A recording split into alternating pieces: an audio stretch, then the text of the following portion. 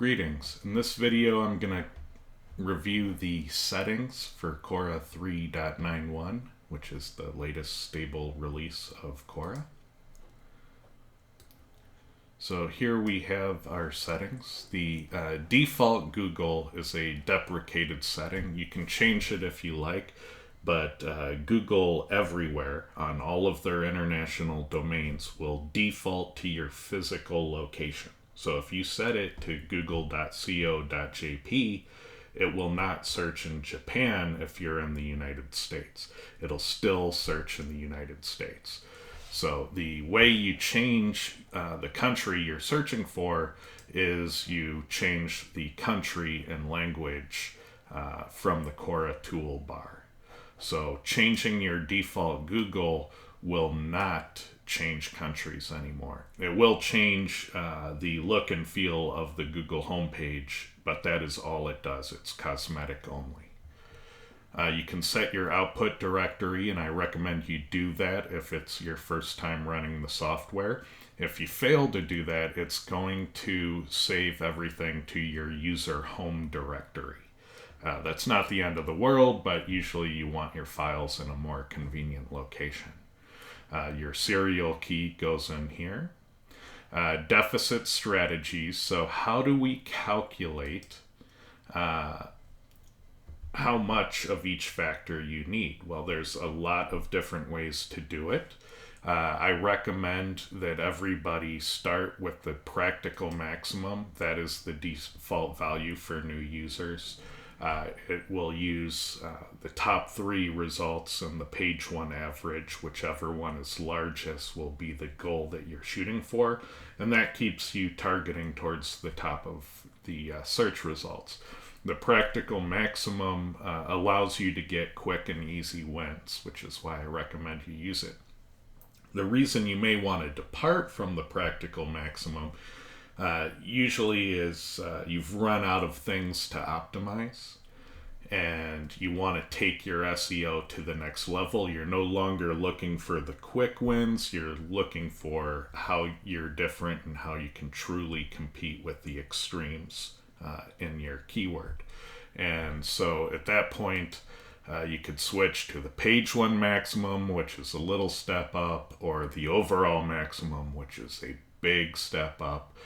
We have some other deficit strategies as well. But again, you don't need to worry about this. I recommend all beginners stick with the practical maximum.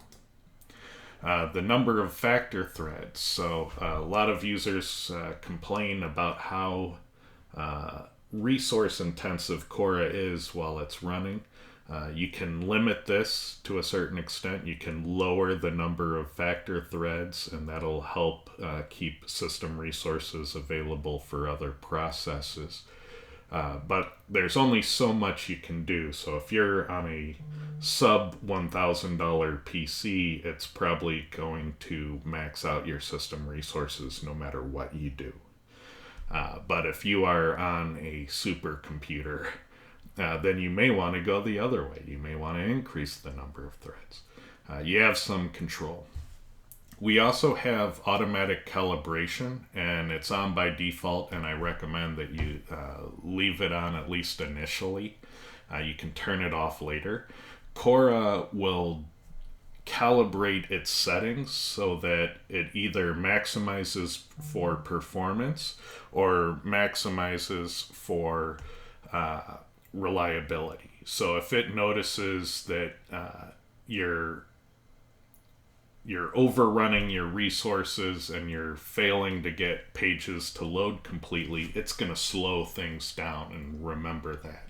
And if it notices that, hey, you're acing it every time and nothing's ever going wrong, it's going to ratchet up the speed so that you get better performance out of Cora.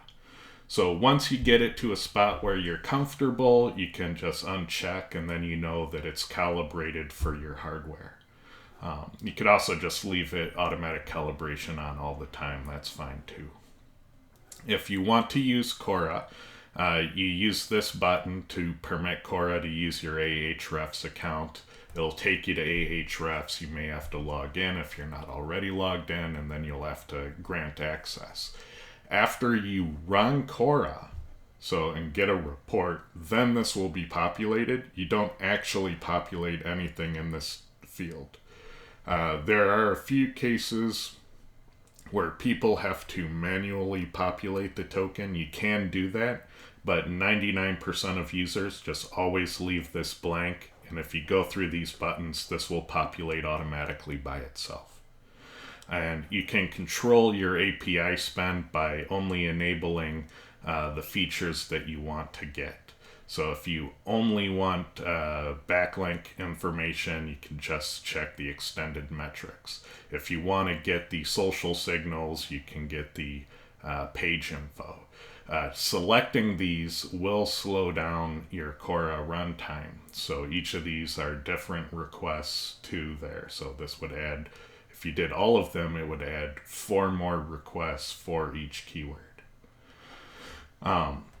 So we have LSI. You can enable LSI and you can tune it. So you can say, I only want to use words from the top results. So right now it's saying from the top 100, but if we said that was 10, it would say I only want to use words from the top 10 results or the top 20 results. And then this next setting is the number of pages per word for the LSI. So you could say, I only want to use the top 10 results, and I only want words that appear on at least 5 of those pages.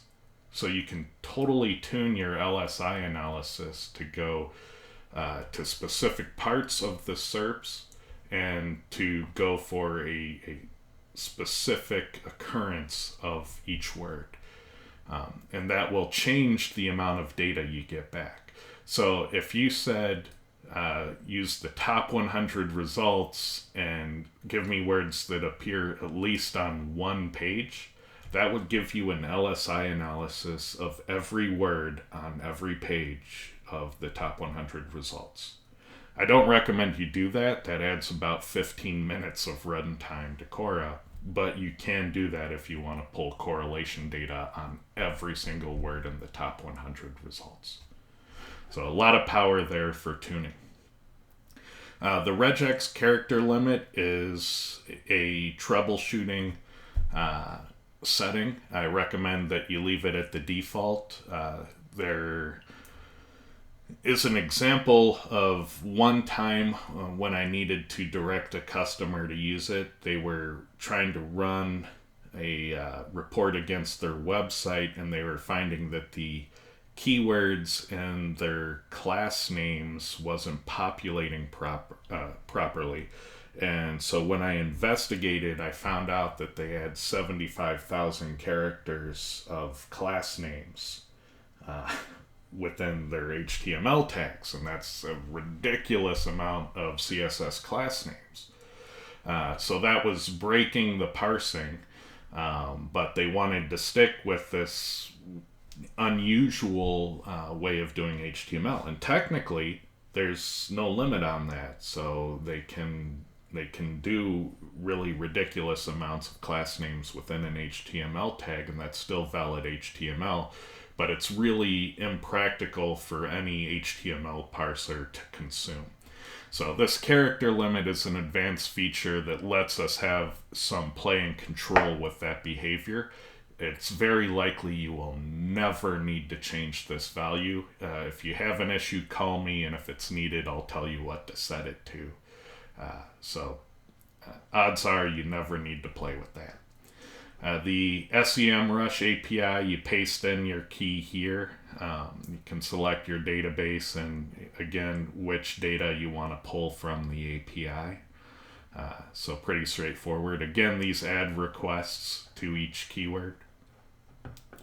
Enabling hyperlinks is for people who are distributing the output files to customers. They sometimes want to hide the tools they're using, so if you disable the hyperlinks, there won't be any hyperlinks going back to SEO Tool Lab documentation.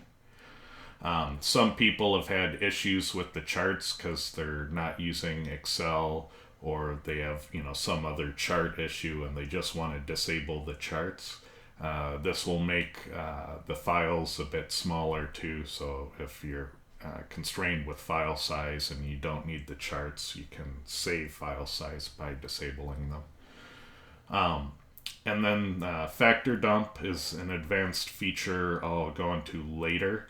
It lets you see what Cora sees when it's counting things. So if you actually want to see what Cora is matching, this will produce a list for you so you can see what's been counted. And it's a feature that gives transparency into how Cora works and diagnostics to make sure that it's doing the proper thing. And DOM detailer, so if you want Moz and Majestic domain stats included like the other APIs, this is a very affordable way to get some of that off-page data at the domain level. So, thank you.